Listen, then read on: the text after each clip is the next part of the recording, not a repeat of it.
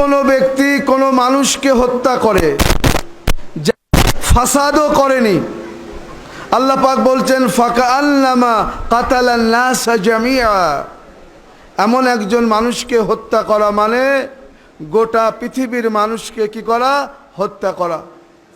তো আজকের দিন 61 হিজরিতে কতজনকে শহীদ করা হয়েছিল? তাদের কি কোনো অপরাধ ছিল? তারা কি জমিনে কোনো ফাসাদ করেছিল? তাহলে কোরআনের আয়াত অনুযায়ী 61 হিজরিতে এই আশুরার দিন গোটা পৃথিবীর মানুষকে কতবার হত্যা করা হয়েছে? 72 বার হত্যা করা হয়েছে। আমরা এই দিনে শোক পালন করি। এখন আমি আপনাদের কাছে একটা প্রশ্ন করি, খুবই তাড়াতাড়ি এর জবাব দিয়ে আমি আমার মাসায়েব পড়ে মজলিস শেষ করব। আজকে হলো আশুরার দিন। এই দিনে আমরা যারা মুসলমান, আমরা খুশি করব না দুঃখ করব?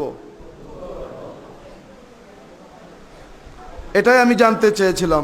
আপনারা সবাই জবাব দিয়েছেন আজকের দিনে দুঃখ করা উচিত, শোক পালন করা উচিত। কেন? অনেকেই বলে থাকেন কি এটা এই দিনটা খুশির দিন, আশুরার দিন হলো খুশির দিন। হ্যাঁ, আশুরার দিন এক সময় খুশির দিন ছিল, কিন্তু 61তে শোকে পরিণত হয়ে গেছে। 61 হিজরির আগে এই আশুরার দিন খুশির ছিল, কিন্তু 61 হিজরিতে ইমাম হুসাইন আলাইহিস সালামের শাহাদাতের পর এই দিনটি দুঃখে পরিণত হয়ে গেছে এবং কিয়ামত পর্যন্ত এই দিন দুঃখে পরিণত হয়ে থাকবে। সালাওয়াত পড়ুন মুহাম্মদ আলে মুহাম্মদ। যেমন ঈদুল আজহার দিন 10ই জিলহজ, যে দিনটা দুঃখুর হতে যাচ্ছিল, কিন্তু নবীর আওলাদ ইসমাইল আলাইহিস সালাম প্রাণে বেঁচে যাওয়ার কারণে ওই দিন খুশির হয়েছে। ঈদুল আজহার দিন আমরা দুঃখ করি না খুশি করি? খুশি করি। কেন? একজন নবীর সন্তান ছুরি থেকে রক্ষা পেয়েছিলেন। আর আজ মুহররমের 10 তারিখ, এই দিনটা 61 হিজরির পূর্বে খুশির ছিল, আনন্দের ছিল, কিন্তু নবীর আওলাদ ইমামে হুসাইন আলাইহিস সালামের গলায় ছুরি চালার পর এই দিনটা দুঃখে পরিণত হয়ে গেছে। সালাওয়াত পড়ুন মুহাম্মদ আলে মুহাম্মদ। রিওয়ায়েতে রয়েছে, আমি 5 মিনিট পড়ব মাত্র মাসায়েব। আজকে আলোচনার দিন না, এদিন শোক পালন করার দিন, কান্নাকাটি করার দিন, মাতাম করার দিন, আহাজারি করার দিন। ইমামে হুসাইন আলাইহিস সালাম সব শেষে করার দিন, কান্নাকাটি করার দিন, মাতাম করার দিন, আহাজারি করার দিন। ইমামে হুসাইন আলাইহিস সালাম করার দিন, কান্নাকাটি করার দিন, মাতাম করার দিন, আহাজারি করার দিন। ইমামে হুসাইন আলাইহিস সালাম সব শেষে সবাইকে হারিয়ে, সবাই যখন শহীদ হয়ে যায়, তখন ইমামে হুসাইন আলাইহিস সালাম বোন জাইনাবের কাছে আসে। বোন জাইনাবের কাছে এসে বলে, বোন জাইনাব, আমাকে জাইনুল আবদিন আলাইহিস সালামের কাছে নিয়ে চলো। বিবি জাইনাব সালামুল্লাহ আলাইহা যখন বাবাকে দেখতে পেলেন, ওঠার চেষ্টা করেছিল বাবাকে সম্মান করার জন্য, কিন্তু এত অসুস্থ ছিলেন ইমামে জাইনুল আবদিন আলাইহিস সালাম কি বাবার সম্মানে কয়েকবার চেষ্টা করেছিল দাঁড়াতে, কিন্তু দাঁড়াতে পারেননি। ফুফু জাইনাবকে বলেছিলেন, ফুফু জাইনাব, আমার পিঠ ধরে একটু বসিয়ে দাও। পিঠ ধরে জাইনাব বসিয়ে দিলেন। ইমামে জাইনুল আবদিন আলাইহিস সালাম বললেন, বাবা কি হয়েছে? বাবা চাচা আব্বাস কোথায়? ইমামে জাইনুল আবদিন আলাইহিস সালামকে বললেন, হোসেন কে বেটা জাইনুল আবদিন, তোমার চাচা শহীদ হয়ে গিয়েছে। বাবা ভাইয়া আলী আকবর কোথায়? বললেন শহীদ হয়ে গেছে। কাসিম কোথায়? কে শহীদ হয়ে গেছে। আলো মোহাম্মদ কোথায়? কে শহীদ হয়ে গেছে। ইমামে হুসাইন আলাইহিস সালাম বুঝতে পেরেছিলেন যে জাইনুল অসুস্থ, কষ্ট হয়ে যাচ্ছে। যদি প্রত্যেকবার জিজ্ঞেস করে অমুক কোথায় অমুক কোথায়, তো আমি কত জবাব দিব, সে তো অসুস্থ।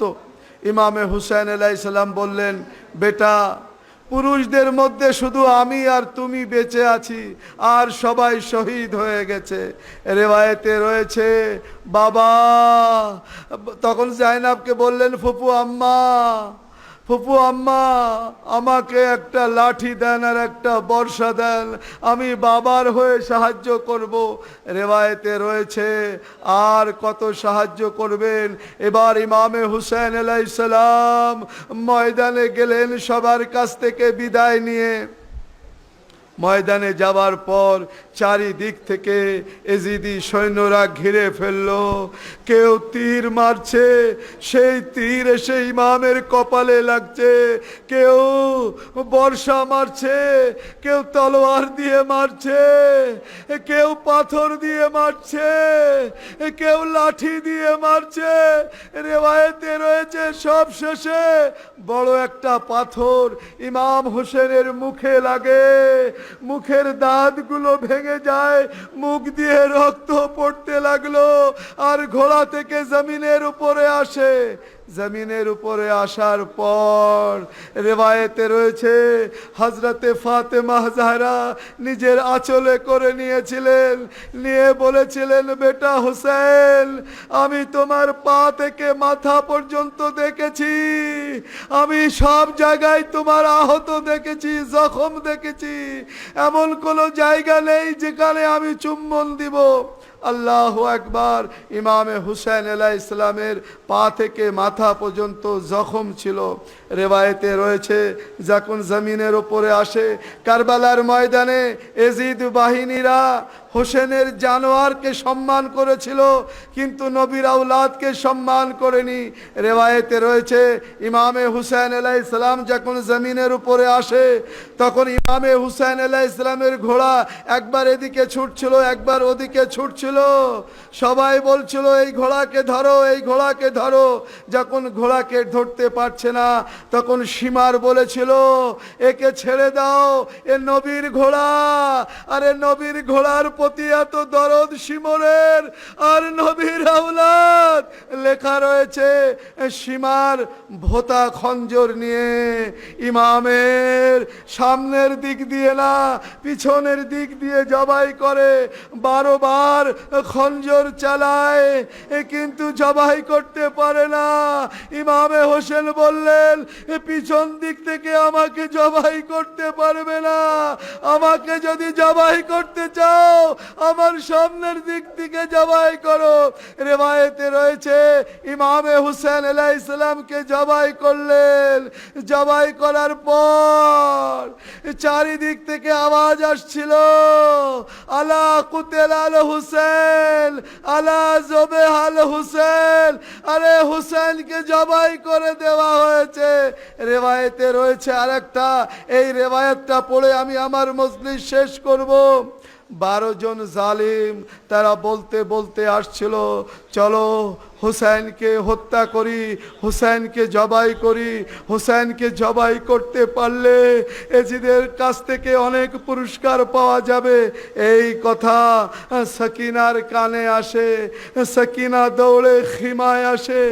খিমায় বিবিদের কাছে যেয়ে বলে, তোমাদের যার কাছে যা কিছু আছে আমাকে দিয়ে দাও সোনা দানা। ওই দেখো এজিদের কাছ থেকে পুরস্কার পাওয়ার জন্য খঞ্জর নিয়ে আমার বাবার দিকে যাচ্ছে। আরে কারোর কাছে কোনো কিছু আছে দিয়ে আমার বাবাকে বাঁচাও।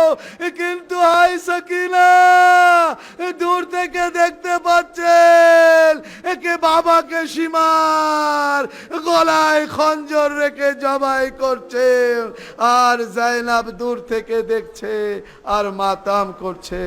ইন্না লিল্লাহি ওয়া ইন্না ইলাইহি রাজিউন।